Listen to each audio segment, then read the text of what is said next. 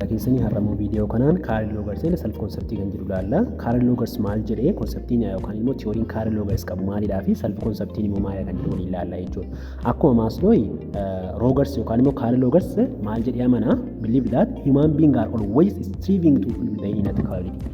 Wanta keessa isaanii jiru tokko, fedhii keessa isaanii jiru tokko fulfill gochuudhaaf, fedhii keessa isaanii tokko guuttachuudhaaf namoonni strive godhu yookaan immoo dheebuu qabu jechuudha. Fedhii guddaa qabu jechuudha, okay? And to become what their genetic potential will allow them to become. Ammas namoonni fedhii guddaa qabu jechuudha. Genetic potential yookaan wanti isaan maatii isaanii irraa dhaalan tokko akka inni ta'u godha. Keessoon isaanii achi ga'uu dandeessa jedhee kan isaan dhiibu tokko ga'uudhaaf namoonni fedhii guddaa qabu jechuudha. Achi ga'uudhaaf, bakka jedhame sana ga'uudhaaf, bakka yaadan sana ga'uudhaaf fedhii guddaa qabu jechuudha karaa gabaabaa. This is striving for fulfillment. Bakka yaadan kana ga'uudhaaf fedhii guddaa qabaachuun kun maal jennee waamna?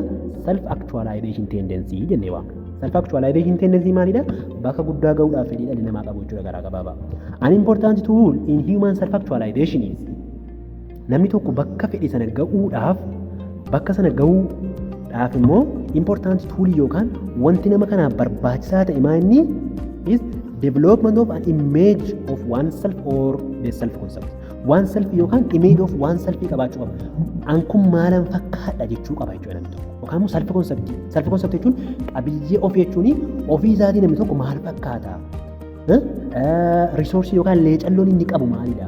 Wanta tokko galmaan ga'uudhaaf capability keessoo isaatii fedhii keessoo isaatii qabu sana jedhamti. Fedhii keessoo isaatii qabu sana bakkaan ga'uudhaaf self conceptiin barbaachisaadha jechuudha. An maalan fakkaadha? Kan hin qabu maalidha? Kan hin dhabe maalidha? Ciminni kan koo maalidha? Dadhabinni kan koo maalidha jedhee of beekuu qaba jechuudha namni tokko. Maal gochuudhaaf? Self actualization tendency keessatti yookaan immoo adeemsa bakka fedhee sana ga'uudhaaf hojjetu keessatti self conceptii qabaachuun dirqamadha jechuudha, okay? Self concept is based on what people are told by others. Self concept gaafa jennu namni waa'ee isaa kan beeku, qabiyyee waa'ee isaa kan beeku tokko maal irratti hundaa'a? Based on namoonni waan nama sanarratti uumaman by others. Namoota biraatiin maal sitti hime? Fakkeenyaaf abbaa kan keetii irratti abbaan kan kee maal sitti hime? Haati kan kee maal sitti himte? Maal dandeessaati siin jette haati kan kee yookaan abbaan kan kee immoo ati maal dandeessa siin jette kana irratti hundaa'uu danda'a jechuudha. How the sense of self is reflected in words and action of important people in one's life, such as parents, speaking, workers, friends, namoonni hojjetan, hiriyyaan, barsiisaan maal sitti hime? Kana irratti hundaa'uudhaan iyyuu self concept yookaan waa'ee kan kee beekuu dandeessa jechuudha. Ammas selfii yookaan waa'ee ofii kana irratti real selfiidhaa fi ideal selfii kan jedhutu jira. Okay. Two important component of self conceptii keessatti yookaan waa'ee ofii beekuu kana keessatti real selfii actual characteristics, trait and ability dhaa fi ideal selfiitu jira jechuudha. Real self kan jennu qabatamaadhaan an amma eenyudha kan jennu. Isinii galee fakkeenyaaf qabatamaadhaan tireetii an qabu amalan qabu amala akkamiiti? Qabatamaadhaan har'a qabeenyaan qabu qabeenya akkamiiti? Qabatamaadhaan har'a wanti anarra jiru maalidha kan jedhu jechuudha. Ideal selfiin immoo ilaalchaan boreessan ga'uu barbaada. Namni yaada ambor ta'uu barbaadu sun eenyudha kan jedhu jechuudha. Okay? Yaadaan. Amma fakkeenyaaf har'aati barataa yuunivarsiitii keessatti kana fudhataa jiru jechuudha.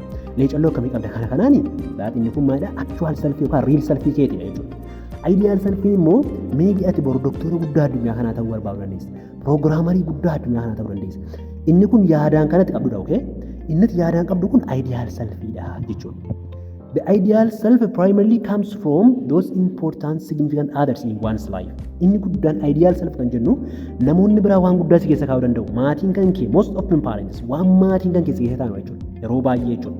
Maatiin kan kee doktora guddaa akka taatuuf yookaan taphataa guddaa akka taatuuf yookaan immoo injineera baay'ee gaarii ta'e akka taatuuf gochuudhaaf waan si keessa taa'an kaa'anu namoonni ideal selfii ati bor waan maatiin jedhan sana fudhatteeyyuu bor achi ga'uun qaba jechuu dandeessa jechuudha. Maaliif jalqaba yeroo dhalattee guddattu maatii sanarraa waa fudhachaa ijaareentuudhaaf. Akka Kaarl Roogers jedhutti gaa believe that when the real self and ideal self are very close, namni tokko hamma sadarkaan irra jiruu fi inni dhugaa qabatamaan namni sanaatii fi wanti inni ta'uu barbaadu yeroo walitti dhiyaatuuf nama tokkoof jechuudha. People feel competent and capable. Annan danda'a jechuudhaa fi akka waan hunda hojjechuu danda'an itti dhaga'ama jechuun bakka dandeettii qabu jechuudha. Gammachuun itti dhaga'ama jechuudha. Okay? Yeroo kam? Yeroo real selfii fi ideal selfii walitti dhufuuf jechuudha namootaaf.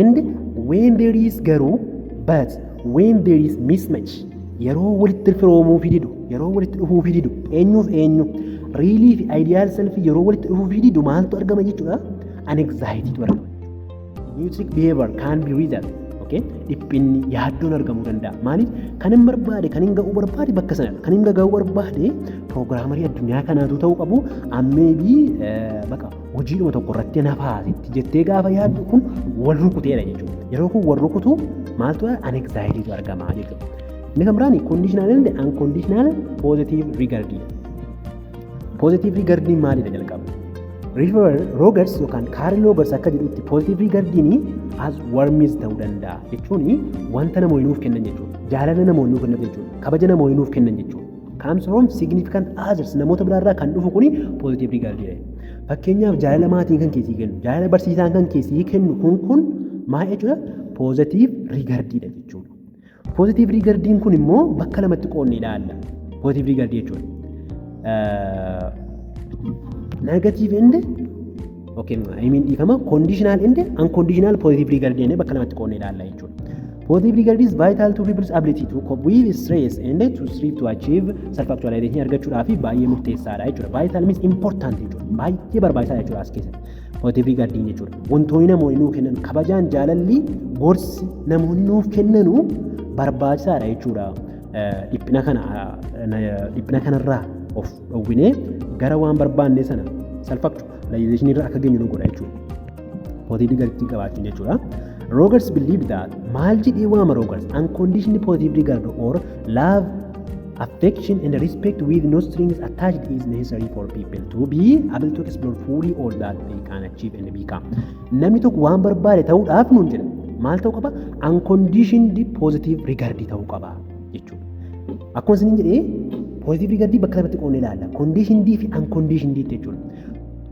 unconditioned kan jennu kan haala irratti nu hundoomne jechuudha okay kan fedhii namichaa irratti namicha jajjabeessinu jechuudha okay fakkeenyaaf unconditional yeroo jennu maatiin mucaan isaa akka doktora ta'uu barbaada garuu mucaan immoo piroogiraamarii ta'uu barbaada isinii galee mucaan piroogiraamarii ta'uudha fedhiinsaa maatiin garuu doktora ta'uu fedhiinsaa fedhiin maatii mucaan isaa doktora ta'uudhaaf mucaan immoo ofii isaatii akkana maatiin suni yoo ni doktora ta'e kabajaa kennuuf yoo ni doktora ta'uu dhiise immoo kabajaa kennuuf yoo ni doktora ta'e ni jaallatu yoo ni doktora ta'uu dhiise immoo hin jaallatan okay kabajaa fi jaalalli maatiin qaban doktora ta'uu isaarratti yoo hundaa'e this is conditioned jechuudha yoo immoo kabajaa fi maatiin sun immoo mucaan doktora ta'uu yoo barbaadan illee yoo inni piroogiraamarii ta'es mucaan bakka gaarii ga'uudhuma isaatti kan gammadan yoo ta'e garuu inni kun maalidha unconditioned jechuudha akka Rogers jedhutti namni tokko bakka gaarii ta'uudhaaf waan keessaa qoratee fedhii qabu sana addunyaadhaaf kennuudhaaf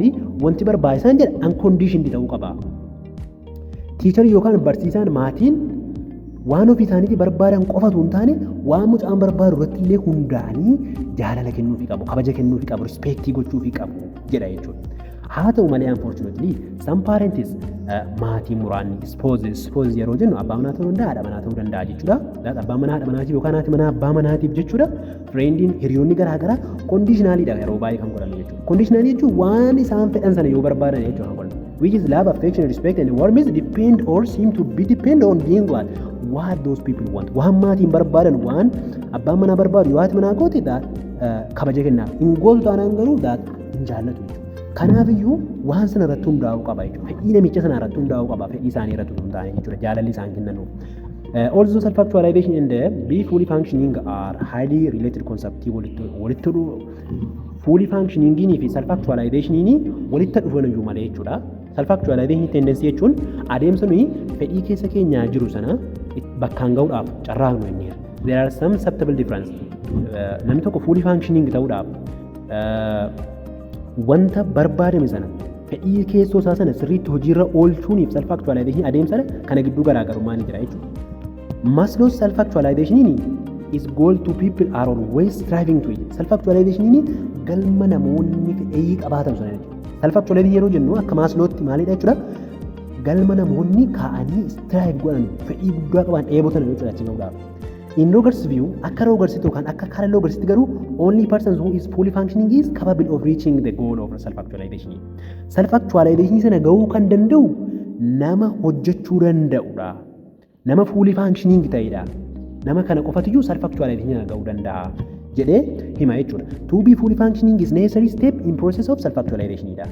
Namni tokko fully functioning ta'uudhaaf ammoo processii of self actualization sana keessa darbuu qaba jechuudha jedhee amana jechuudha. Okay? Maslow listed several people namoota muraasa fully functioning dha namoota jedhu kanneen akka yookaan self actualization dha namoota jedhu Albert Einstein, Mahatma Gandhi kana ibseera jechuudha. Hundaafuu in regards view these same people would be seen as having trusted their true feeling yookaan immoo keessoo isaanii miira isaanii dhugaa sana waan hubatanii innermost need yookaan fedhii keessa isaaniitti dhufe sana rather than going along with the crowd description that certainly seem to apply in these three cases that kana irratti hundaa'anii jechuudha kan bakka kana ga'anii jechuudha fedhii isaanii irratti hundaa'anii jechuudha karaa gabaabaa jechuudha as ga'anii jechuu dandeenya hundaafuu chapter 7 walitti deebinutti asitti nu ga'a nagaan naaf tura baay'ee